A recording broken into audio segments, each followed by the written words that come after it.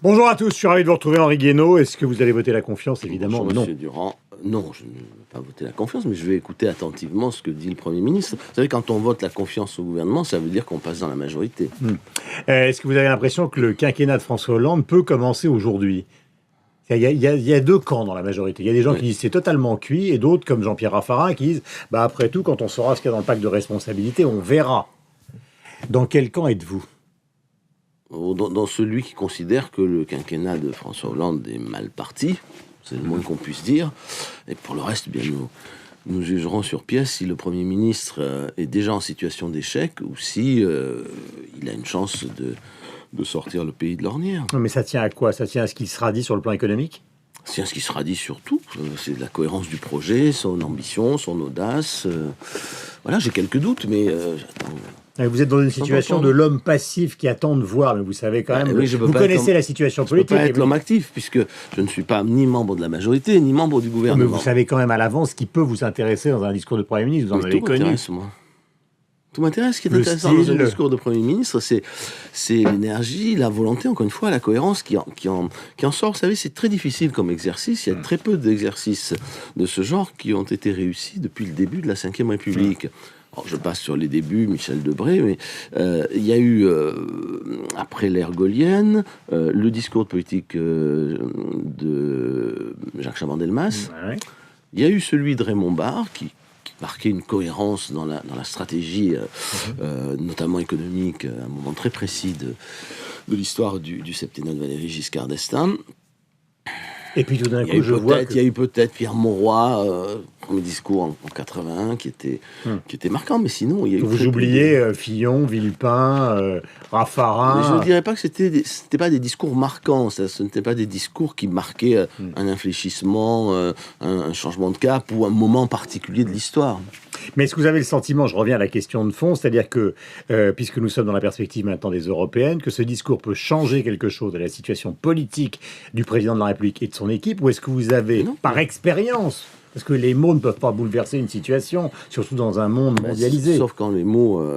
je sais bien que c'est votre spécialité, les mots et l'histoire. Les mots en politique sont importants quand ils précèdent l'action, quand ils ont une signification en termes d'action à venir.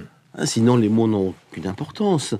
Mais nous verrons bien. J'ai quelques doutes dans la mesure où le président de la République a déjà parlé, qui nous a dit qu'il ne changerait rien, que le Premier ministre a déjà parlé, il nous a dit on va continuer plus vite, plus fort, voilà, on va continuer et amplifier, si mes souvenirs sont exacts. Donc c'est un simple problème de vitesse politique ou de cohérence de la gouvernance. Sauf que le peuple français a parlé pendant les élections municipales, et tout le monde a bien compris que ça n'était pas simplement un message local, c'était un message national. Alors chacun a entendu ce qu'il voulait, mais je ne crois pas que le président de la République ait vraiment compris le message, puisqu'encore une fois, il a dit on continue. Les Français ont dit donc changer. Si je vous comprends bien, la courbe valsienne est une courbe qui va continuer à descendre vers les européennes. C'est le pari politique que vous faites, quels que soient les mots employés, même si vous vous intéressez aux mots. Oui, mais je ne fais pas de pari politique. On va voir, mais je ne suis pas... je suis pas très optimiste sur la capacité du Premier ministre aujourd'hui à changer de cap, puisque le président de la République, en vérité, a fixé le non-changement de cap comme objectif. Il ne change pas de cap. Comment voulez-vous changer le rapport avec l'opinion si vous ne changez pas de cap? Donc nous verrons quel est le degré d'audace et d'autonomie du Premier ministre tout à l'heure. Alors j'ai beaucoup de questions sur le voyage à Berlin, mais il y a une question qui vous concerne directement en tant que sarkozyste. En général, jusqu'à présent, dans le domaine de l'économie, tous les discours qui ont été tenus par les premiers ministres, par le ministre de l'économie, Pierre Moscovici, c'était de dire au fond les hausses d'impôts, les problèmes de déficit, tout ça visait qui? Je ne dis pas Guénaud, mais Nicolas Sarkozy. Est-ce que vous avez l'impression que Manuel Valls va reprendre cet après-midi cet argument, c'est-à-dire de dire qu'on est contraint à une cure d'austérité et à des hausses d'impôts, ou on a été contraint à des hausses d'impôts à cause du pouvoir que vous représentez? Mais tout ça est une ineptie, c'est une facilité politicienne. Vous l'avez entendu. Oui, mais je l'ai entendu, mais on entend des facilités politiciennes et des inepties dans la vie politique très souvent, sinon tous les jours.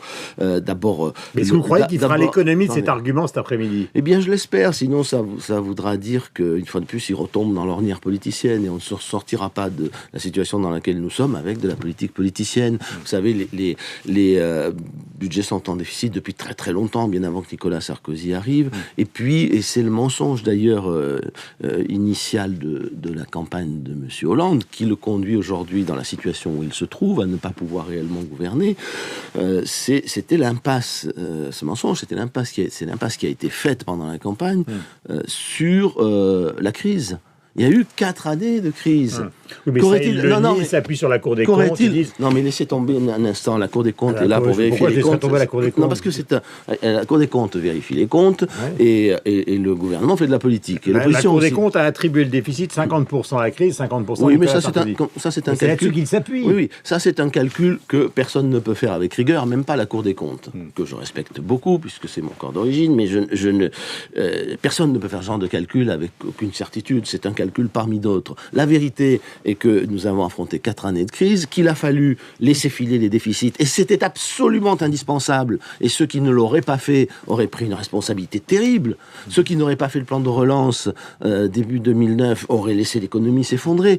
Tout le monde l'a fait. Je dois même dire que c'est la France qui a entraîné tous ses partenaires européens et ses partenaires du G20 à pratiquer des politiques de soutien à l'activité. Vous souhaiteriez que cet après-midi, il y ait un discours de lucidité sur cette période, parce que ça va revenir forcément. Mais s'il n'y a pas dans de les discours, 90 minutes, dans les 60 minutes. S'il n'y a pas de discours de lucidité sur la crise, sa nature, sa gravité, son ampleur et ses conséquences, il n'y aura pas de stratégie face à la crise. Voilà la vérité. Donc, il faut savoir si à ce stade, nous sommes encore en campagne, si nous sommes dans la politique politicienne et partisane, ou si nous sommes dans le sens de la responsabilité, si c'est le sens de l'État qui domine, et si le Premier ministre a véritablement envie de sortir le pays de la situation dramatique où il est. Vous remarquerez quand même qu'elle ne s'est pas améliorée depuis. Il a vu les Verts, il a vu les communistes, il a vu les radicaux. Visiblement, il espère, à part peut-être le Front de gauche, récupérer tout le monde.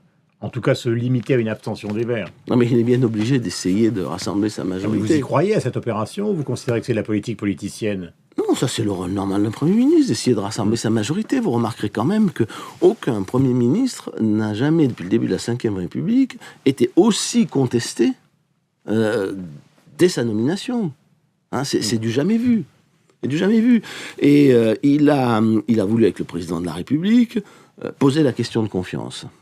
C'est une espèce de défi lancé à sa majorité pour dire, regardez, comment ils sont obligés de me suivre. Je pense que c'est une erreur. C'est une erreur pour les institutions et c'est une erreur pour ce gouvernement. Vous parleriez de péché d'orgueil ? Il y a un peu de péché d'orgueil, il y a la volonté de faire un acte d'autorité, mais l'autorité, ça ne s'exprime pas à travers des actes de ce genre. L'autorité, que voulez-vous, ça se mérite. Donc, vous le savez, c'est une différence entre la 4e et la 5e République. Dans la 4e République, le gouvernement était obligé de demander l'investiture du Parlement. On a supprimé cette obligation sous la 5e République, parce que le gouvernement est nommé par le président de la République. Au Parlement ensuite, s'il le souhaite, de voter pour ou contre les projets de loi du gouvernement. Il a décidé, ce qui est le cas de beaucoup de gouvernements, mais il a librement décidé de le faire à un moment, à mon avis, de poser cette question de confiance, à un moment où ça ne s'imposait pas. Voilà, je trouve que ça ne part pas très bien. Même s'il obtient cet après-midi, probablement la majorité. Il n'y aura pas de suspect. Mais il est déjà affaibli par le fait que une centaine de députés socialistes ont déjà posé leurs conditions. On pose des conditions au Premier ministre, ça veut dire que cet après-midi, tout le monde va regarder s'il a cédé ou pas, et dans quelle mesure à ces conditions. Il me reste 4 questions, plus ou moins importantes. On va commencer par la plus anecdotique, mais je sais qu'elle vous touche au cœur. Dans la presse, a-t-il dit Manuel Valls, j'ai appris les écoutes concernant Nicolas Sarkozy. Vous le croyez encore ce matin ou pas ? Il les a appris, oui, il a appris les écoutes, mais pas dans la presse. Ou alors il n'était pas ministre de l'Intérieur. Les écoutes, elles sont pratiquées par... Donc ce matin, vous pensez encore qu'il a menti ? Mais il ne peut pas en être autrement, les écoutes. Ce sont des personnels du ministère de l'Intérieur. Le ministre de l'Intérieur, il sait tout ce qui se passe en France, a fortiori dans ses propres services. Donc il a menti. C'est normal. Oui, il a menti, je n'en vois pas l'intérêt. Je ne vois pas l'intérêt de ce mensonge, pas plus que celui de Madame Taubira. Forcément, le garde des Sceaux, le ministre de l'Intérieur sont au courant. C'est leur métier. Bon, et le président de la République aussi. Ou alors personne ne parle à personne et le pays n'est pas gouverné. Mais est-ce que vous avez le sentiment que cet après-midi, parce que je pose cette question pour essayer C'est de un mensonge tester inutile en plus. Non, mais je pose cette question pour tester l'ambiance de l'opposition. Est-ce que vous sentez une opposition qui sera attentive ou hostile cet après-midi? L'opposition sera d'abord attentive, c'est son rôle. Personne ne souhaite l'échec de M. Valls et de son gouvernement.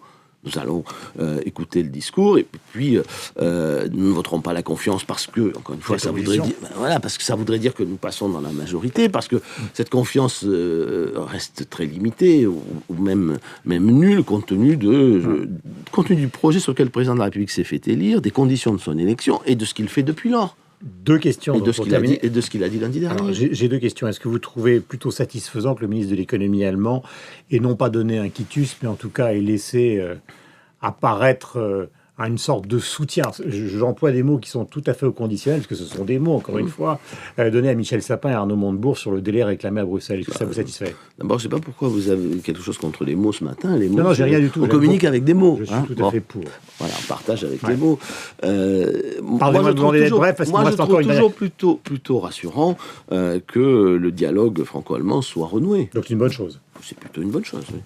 Que vous considérez comme je ne dis pas que la stratégie du gouvernement est une bonne chose. Bon. Je dis que la position allemande est plutôt une bonne chose. Et dernière question qui concerne votre famille politique, le 10 avril, c'est-à-dire dans quelques jours, François Fillon va proposer le complément de son programme économique qu'il a déjà proposé. Ça vous intéresse ou pas? Mais tout m'intéresse, tout ce qui se passe dans ma famille politique m'intéresse. Vous avez un petit sourire là. Ben oui, ça m'intéresse, je regarderai attentivement. Vous n'avez pas été enthousiaste sur le discours de politique générale de François Fillon.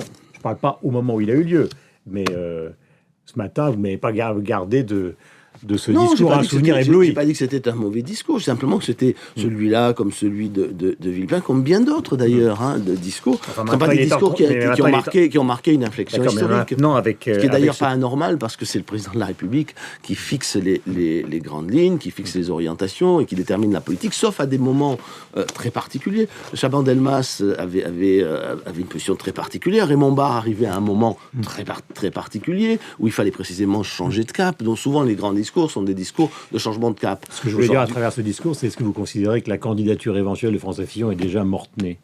Oh, je ne me prononcerai pas sur ce sujet. Il appartiendra aux électeurs. S'il y a des primaires, si Nicolas Sarkozy n'est pas candidat, il appartiendra aux votants des primaires de se déterminer et ensuite aux Français. Moi, je ne tire pas de plan sur la comète pour 2017 aujourd'hui. Je pense que c'est indécent de discuter de tout ça.